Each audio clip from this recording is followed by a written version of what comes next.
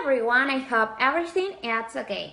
My name is Safi and today I'm going to talk about the characters of the book Sense and Sensibility. I'm going to talk about the two main characters of this book and I'm going to talk about what they represent in this story. Let's talk first about Eleanor Dashwood. Who was she and what she represented in this story? Eleanor Dashwood was a girl of 19 years old. She had two sisters. They were Margaret Dashwood and Marianne Dashwood. She was daughter of Mr. Dashwood and Miss Dashwood. She also has a half brother who was older than her, and he was Mr. John Dashwood. Mr. John Dashwood was really selfish and kind of arrogant and so on, but he was respected for everyone because he had great fortune. Eleanor was a thoughtful woman. She represents the moral part of the book. She was really intelligent. She was described as possessing a coolness of judgment and a strength of understanding. She showed more sense than her mother and her sisters. Because her mother's judgment is flanked by her exaggerated sensibility of romantic thing. She was looking the romantic part in everyone. So that's why Eleanor is different, and she represents the sense of the book. She was prepared to compromise all the time. She thought first how she was going to act in decisions, in problems, and so on.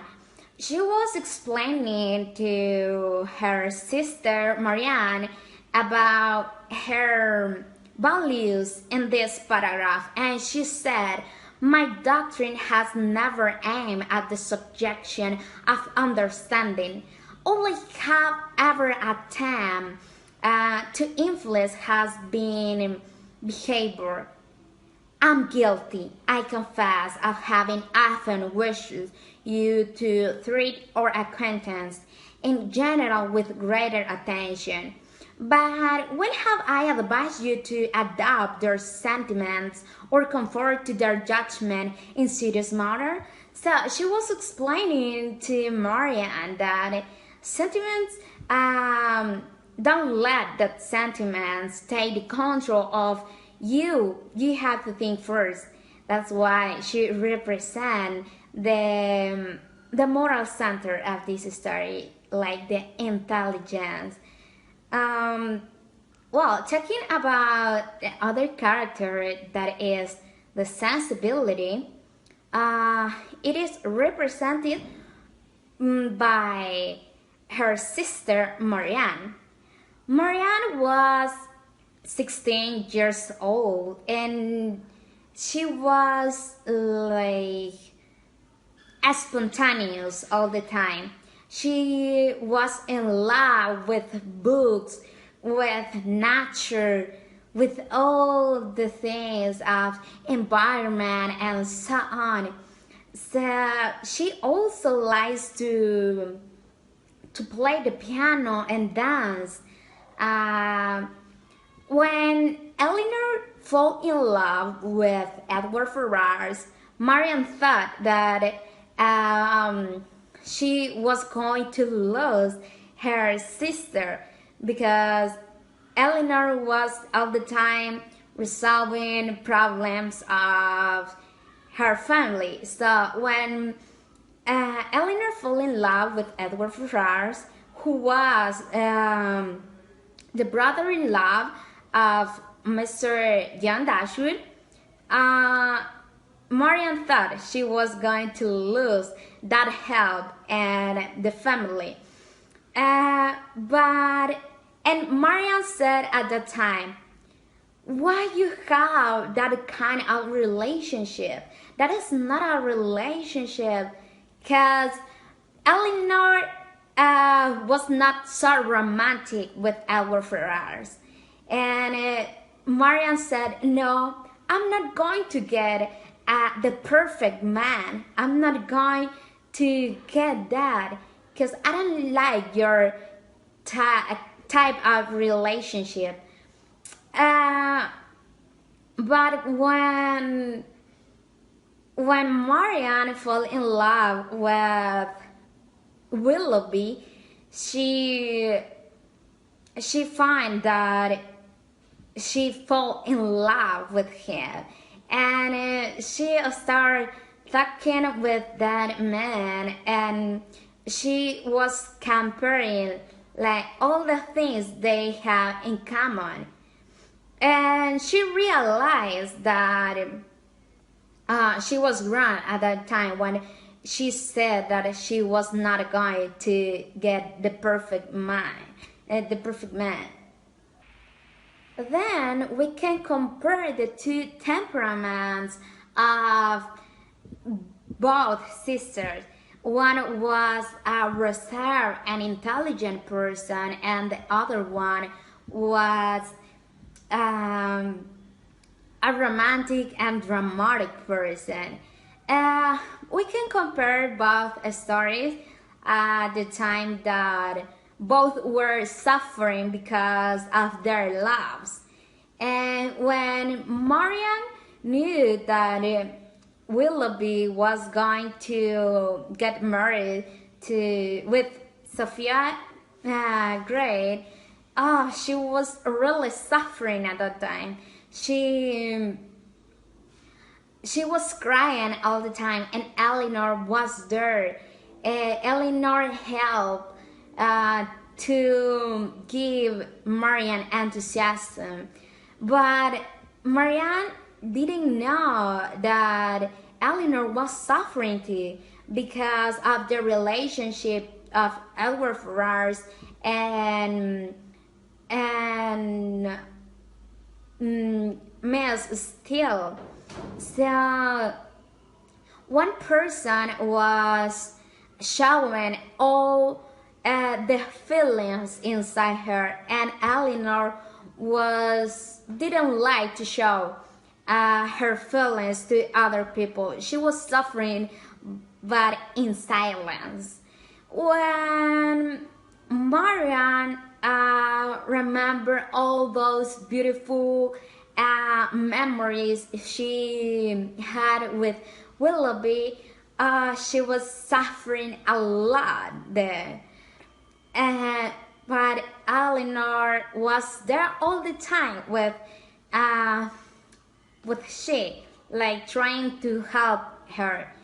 And when Marianne knew that Eleanor was suffering too, she said, "Oh, Marianne, dear Marianne, I didn't know about your life and your problems, but that's why the name of the book stands and sensibility, and that's why one character represents the sense of the book and the other one represents the sensibility." Hello, my name is Lady Cornejo, and today I'm going to talk about the themes and symbols that I found in the book Sense and Sensibility by Jane Austen. Let's start. The first theme that I found is family. The novel describes the readers the different families: Dashwood, Steele, Middleton, Ferrars, and the relationship that parents and children have. Jane Austen shows us how familial love can help bring someone through a personal crisis. Eleanor helped Marianne through her grief when John Willoughby abandoned her. Another theme is behavior. Jane Austen describes her characters through some qualities as she tells the story. She says that some characters behave with judgment, common sense, manipulation, sensibility, kindness, among others. This thing lets me talk about two important aspects that are sense and sensibility. Eleanor represents the sense and Marianne represents the sensibility in the book. Now, another theme is woman in the 18th century. Eleanor represents the 18th century woman because she has the qualities such as common sense, rationality, judgment, among others. Another theme is social classes. Jane Austen describes her characters, and she says that some belong to some social classes. In the case of Don John Dashwood, he belongs to the bourgeois social class because he got his father's inheritance.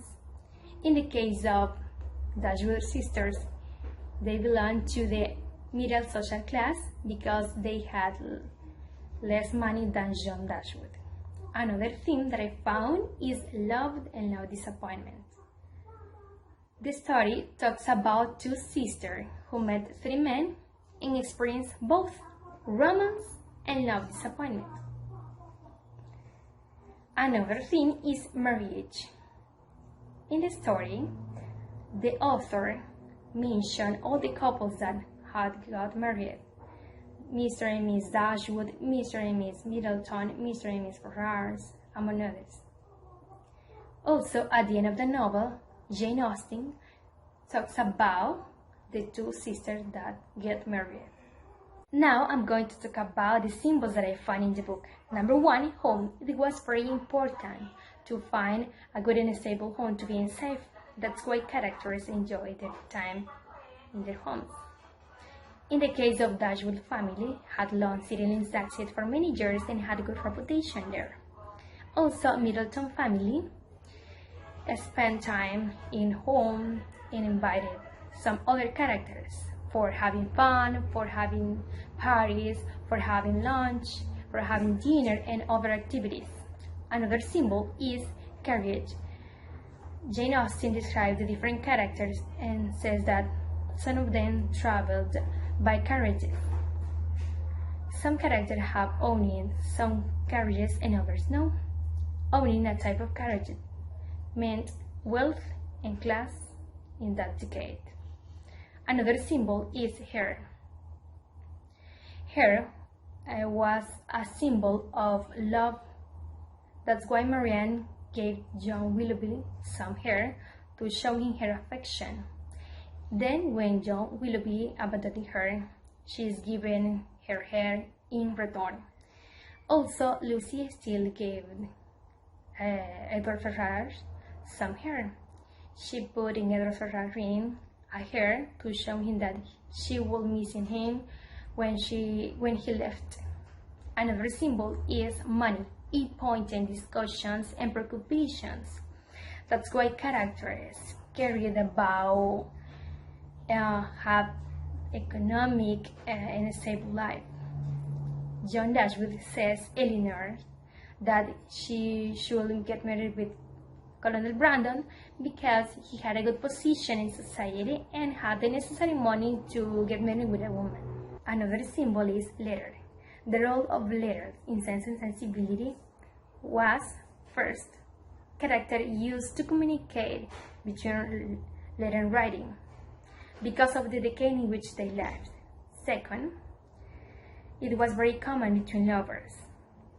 The most significant letter in the novel is the one that John Willoughby sent Marianne to tell her that he was engaged with another woman.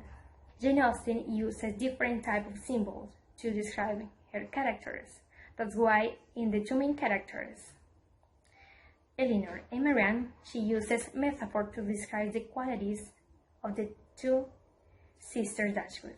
Jane Austen also uses other type of symbol, which is metaphor. She uses it to talk about John Dashwood.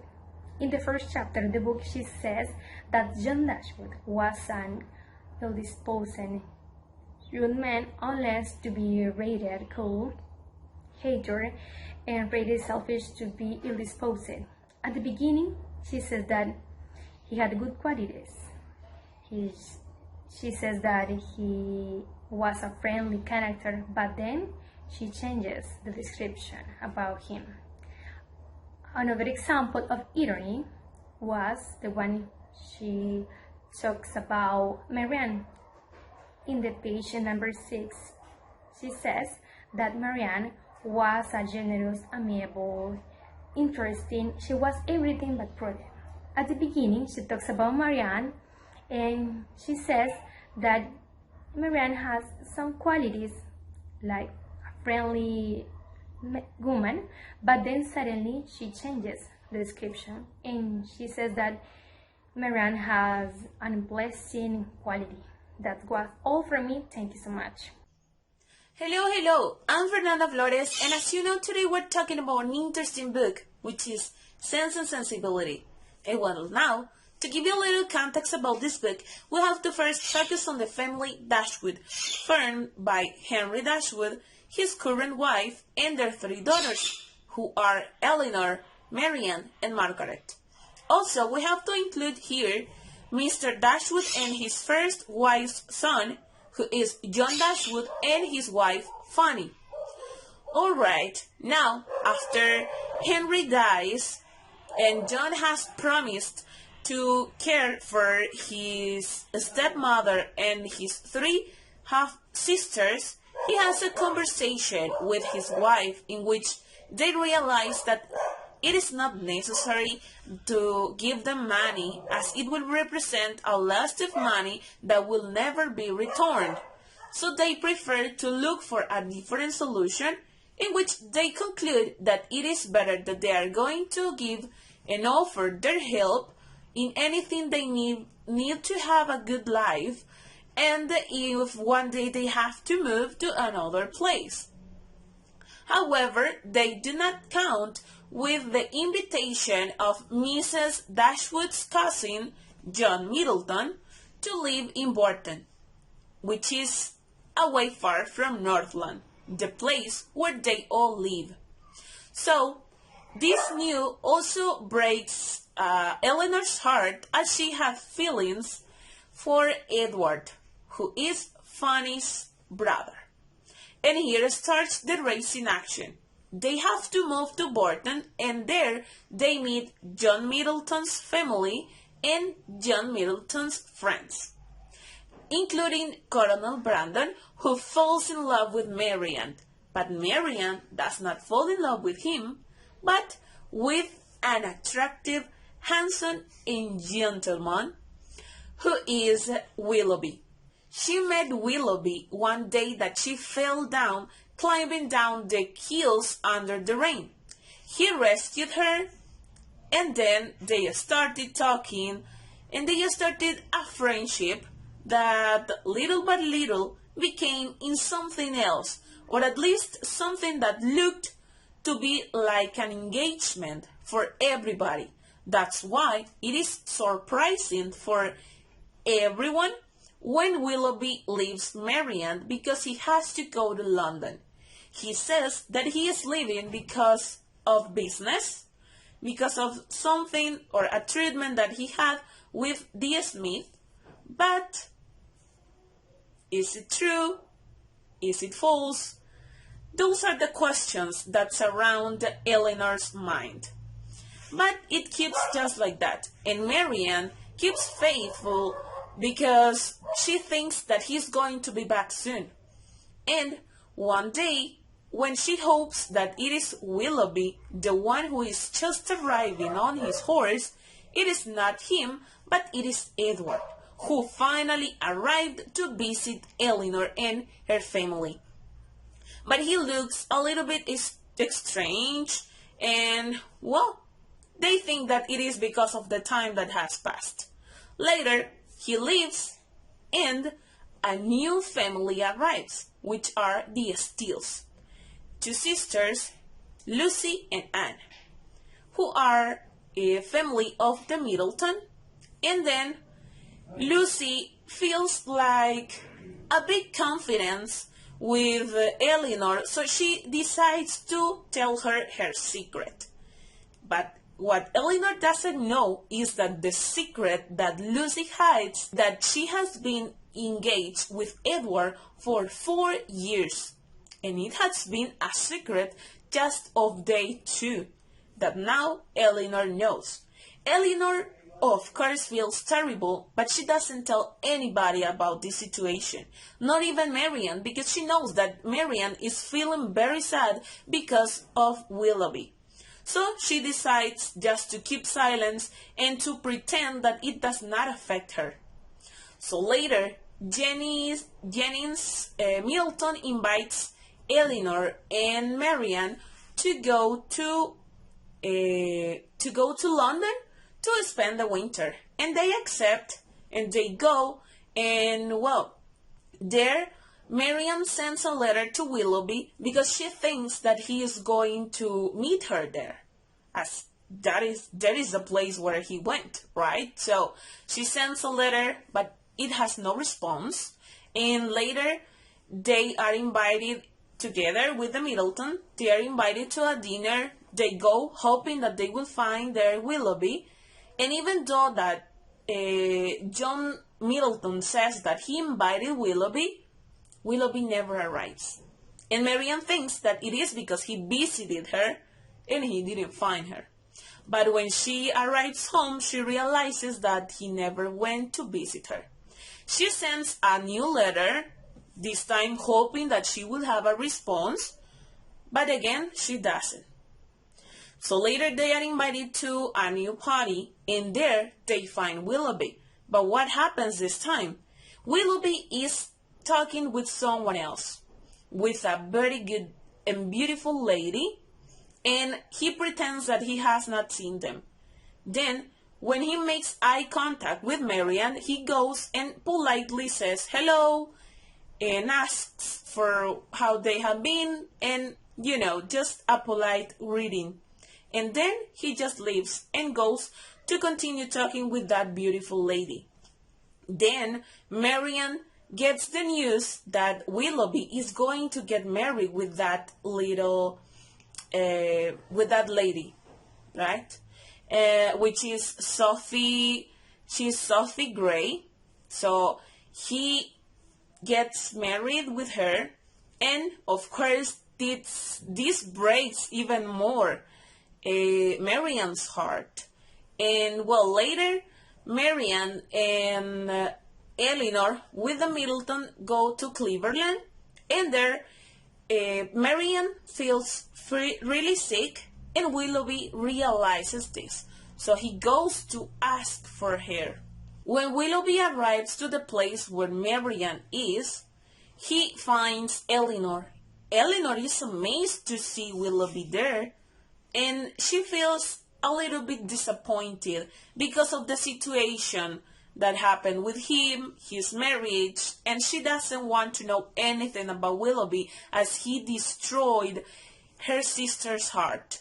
But Willoughby insists that he wants to talk to her, and he explains the real reason why he left Marianne, why he left Burton, and why he is not ignoring. Yeah, he is ignoring Marianne. So he explains the real reason, which is that he had lost his inheritance. Then he was poor. He was not like the most indicated person to get married with Marianne, as he was looking for someone to help him economically talking, right? So he explains this to Marianne, and until here, we have the rakes in action. Now, let's get ready for the climax of this book. Hello teacher, my name is Mayra Soriana, and I'm going to continue talking about the climax. Let me tell you that the climax happened some things, and there are that Mr. Edward arrives to the Dashwood house, and they were out of the house. They were doing like their house chores, and someone realized that someone is arriving to their house. At the beginning, they confused him with Mr. Colonel, but Margaret realized that it was Mr. Edward, and she was so happy to see him, and she ran to meet him. But her mother decided that they have to wait for him at the living room. So when they entered to the house and wait for him. After a while, entered Mr. Edward, and they all are speechless since they got the news that he had got married with Miss Lucy. After a short time, the mother start asking some questions to Mr. Edward about his mother, and if she's near or not, and some of these things. And Mr. Edward told to her that she's not here, that she's in London. And then, in context, I can say that the sisters they all stand out, and then they are just listening because they are speechless about the situation and about his sister, which is Eleanor, because as we know that he was in love with him. And after a while, Mrs. Dashwood decided to congratulate to Mr. Edward because he had married with Miss Lucy, but he doesn't understand what is talking Mrs. Dashwood, because he told to her that if they are aware of the latest news that he hasn't got married with her since Lucy has meeting his brother secretly in London in many occasions. And after that, she has decided to love, I can say, to love his brother, which is Mr. Robert. And after that, they decided to get married, and in this case, he's alone. He's not engaged with anyone. And after Eleanor listened that, she got very different, because she knows that he's not engaged with anyone. He will not marry with anyone. So she starts crying. She starts crying, and because she knows that he has the opportunity to marry with him, and the family decided to go out, and in this way they can talk about the situation. They can talk about their relationship, and Mr. Edward started apologizing to her about the situation, about the relationship that he had with Miss Lucy, and he started telling to her that he was very young at that time, and he hadn't the opportunity to desire very well, since he hadn't he wasn't very professional. In this case, he didn't care about the problems that this relationship could have, since if the mother realized that he will marry with someone, he will lose all the money that the mother will give to him.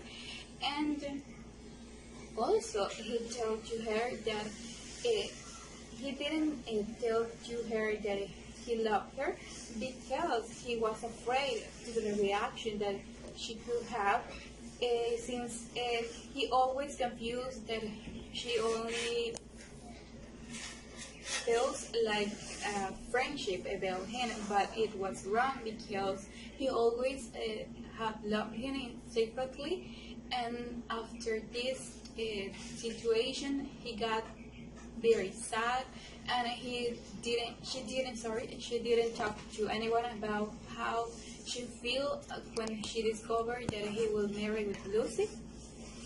so she was like many feelings was she was feeling many different like love, sadness at the same time, right? And so after she had heard the apologize that he had told to her, she decided to forgive to him, and at that moment he decided to ask if she wanted to get married with him or not, and she decided that they will get married because they love each other. I'm going to talk about some following actions that we can find in this book. So let's start. Well, one of the following actions that we can find in this beautiful book was the relationship between Marianne and Willoughby. As we already know, this book is related to social classes, and Willoughby was a rich man and Marianne was a poor woman. So this story started in the chapter number 9, where Marianne and Willoughby met each other. So they realized that they have many things in common. For example, they like to sing, they like to dance, they like to read books, they like the music. So they have many things in common. So at this time, the mothers of Marianne's was very excited and very happy about this situation, because the only thing that she wanted is a rich man for her daughter, and obviously Willoughby was a good option for that. So as I already told you, Marianne and Willoughby had a good relationship, had a beautiful relation. So many time passed, but one day Willoughby told her that he had to come back to London. At this moment, Marianne get angry, get frustrated, and also she cried a lot for him. At this moment, the Dashwood were confused about the situation because they didn't know what happened to him. So the only thing that he did was to leave the house. So many days passed, and Colonel Brandon arrived to their house, and he invited Marianne and Eleanor and the Miss Dashwood to go to the countryside with him. So the only thing why Marianne accepted this invitation was that she had the hope that she's going to see Willoughby one more time. So, of course, Marianne saw Willoughby in this party, but the only thing that Willoughby told her was that he had to come back with his friends. At that moment, Eleanor and Marianne realized that Willoughby's friends were rich, and also that he is going to reach with a woman called Sophia just for her money. So Marianne decided to come back to her house, and she cried a lot for Willoughby. But many days passed again, and Marianne started to spend time with Colonel Brandon, because Colonel Brandon was a good man. This man was a gentleman, and he was very kind with Marianne. So at the end of this story, Marianne get married with Colonel Brandon, and Willoughby realized that he had made a bad decision, because Willoughby's decision was that he is going to get married with a man just for her money, not with a man who loves him. So this is basically one of the feminine actions that we can find in this book. So let's continue with the second falling action. Well, the only falling action that I can mention is the disappointment that Eleanor had with Edward. Eleanor met Edward in Norland and they fall in love each other. They had a good relationship and everything was beautiful between them. But one day, Mrs. Dashwood decided to move the family to Barton, and Eleanor and Edward were so sad about this situation. And the only thing that they had to do is to accept this situation. The days for Eleanor were so sad because she was waiting for the Edward's arrival. So one day, Eleanor met a woman called Lucy, and Lucy told a big secret to Eleanor, and this secret was that she has had an engagement with a man for 4 years, which the name of this man was Edward. And Eleanor feel a little bit confused because she thought that they were not talking about the same Edward. But Lucy told her that she was totally sure that they were talking about the same man, that they were talking about Edward Ferrars. So at that moment, Eleanor got frustrated, or she feels so sad about the situation because she didn't know about that.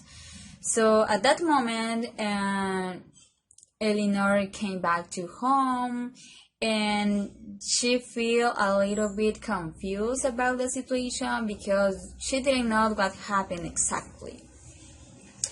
But at the end of this story, Edward arrived to the house of Eleanor, and she congrats him because of the wedding. But the only thing that he told her is that his brother got married with Lucy, not him. So at that moment, Eleanor felt so happy about the situation because she saw that Edward get married with Lucy, not his brothers, sorry.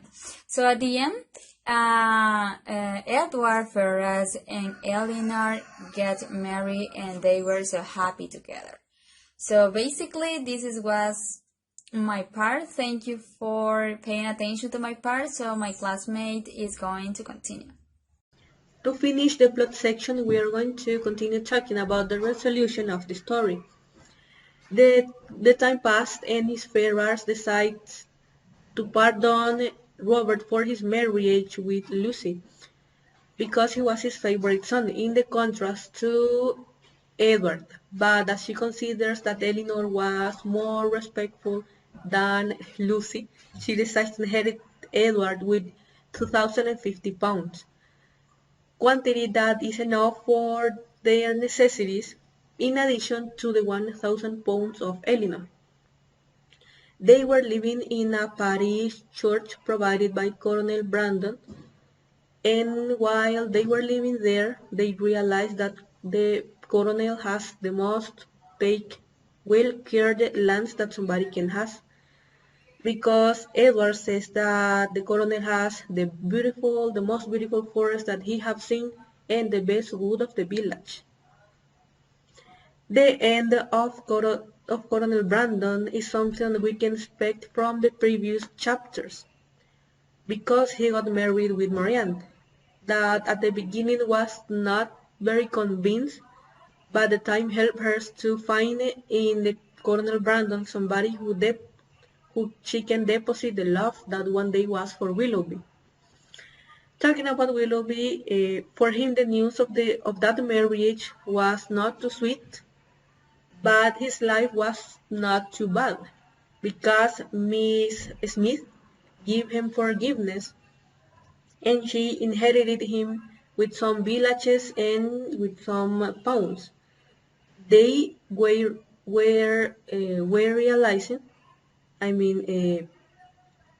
Willoughby and Mrs. Smith, that no matter with whom Willoughby got married, he would be a rich and happy boy. But at that moment, was something very sad for Willoughby because probably she would prefer to be with Marianne, but all the things were done. Also, Sophia was not always bad-tempered, and he finds uh, happiness in sports, in his dogs, in his work. And his characteristic of debauchery is not limited by his marriage. At the end of the story, Willoughby develops a special affection to Marianne, and this affection doesn't permit him to ignore the news about her. And for himself, Marianne was the model of perfection. Remembering Eleanor, Margaret, and Marianne's mother, Miss Smith, Miss Dashwood continues living in Barton Cottage with Margaret, which has grown up enough to start writing her own story. The last element to be analyzed in the novel are its settings. Sense and Sensibility has been set in the Georgian era between 1792 and 1797 in the southwest of England, specifically in the cities of London and Sussex. An important characteristic of the Georgian era is that England was facing an extreme luxury and an extreme poverty, social condition reflected on the story. And that's how our presentation ends. Thanks for your attention.